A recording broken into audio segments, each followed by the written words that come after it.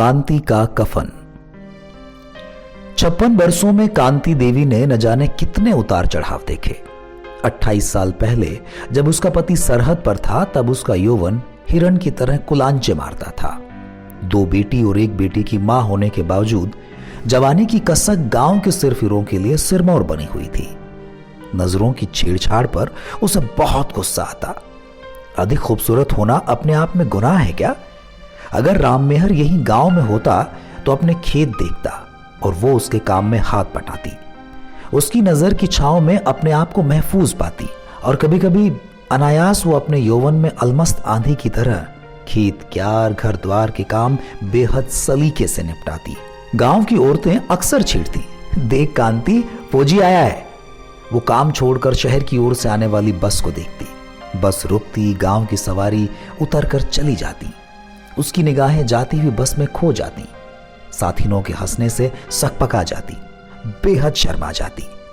राम मेहर आता ठीक 8 या 10 महीने बाद, तब वो अपने आप को बिल्कुल भुला देती। 2 महीने मानो पलक झपकते ही गुजर जाते। मन व्यथित उस वक्त होता जब राम मेहर फौजी वर्दी पहनकर चलने को होता। राम मेहर के शब्द उसके आंसुओं को बहने से पहले रोक देते। देख कांति, तुझे फक्र होना चाहिए कि तेरा पति भारत की सरहद की सुरक्षा का सिपाही है और तू घर की।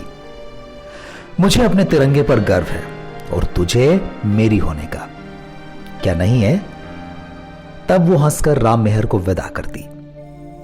अब की बार राम मेहर गया तो फिर नहीं लौटा और वो सन 1971 के युद्ध में जांबाज की तरह लड़ा। उसका कहा सच निकला। वीर चक्र मिला था राम मेहर की शहादत के बाद और उसके उपरांत मिला समाज का वास्तविक आईना। कांति की खूबसूरती घर परिवार के लिए एक प्रश्न चिन्ह थी।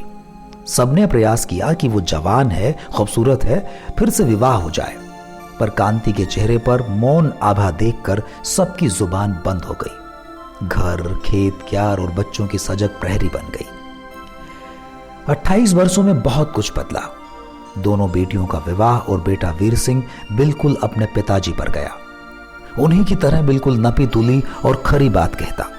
अक्सर कहता, मां तू कितनी खूबसूरत है। सच्ची मां, तू बहुत खूबसूरत है।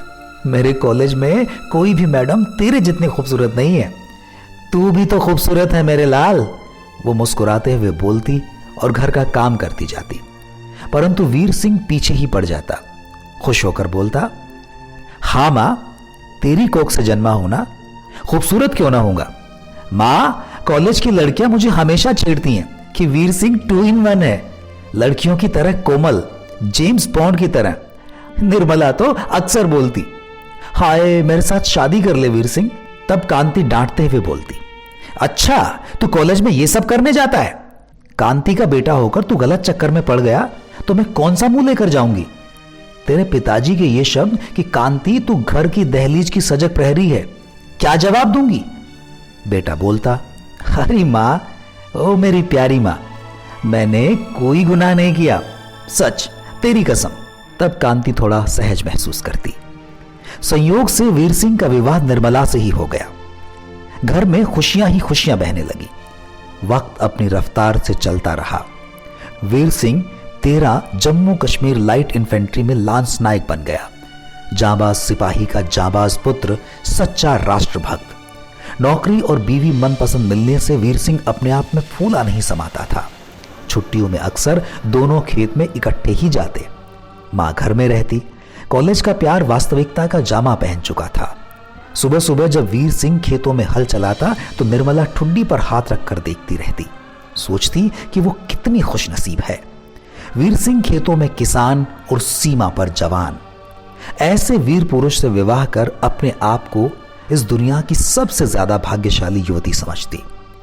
विवाह के तीसरे बसंत पर निर्मला ने एक प्यारी सी बच्ची को जन्म दिया। उस वक्त वीर सिंह की ड्यूटी कारगिल क्षेत्र में थी।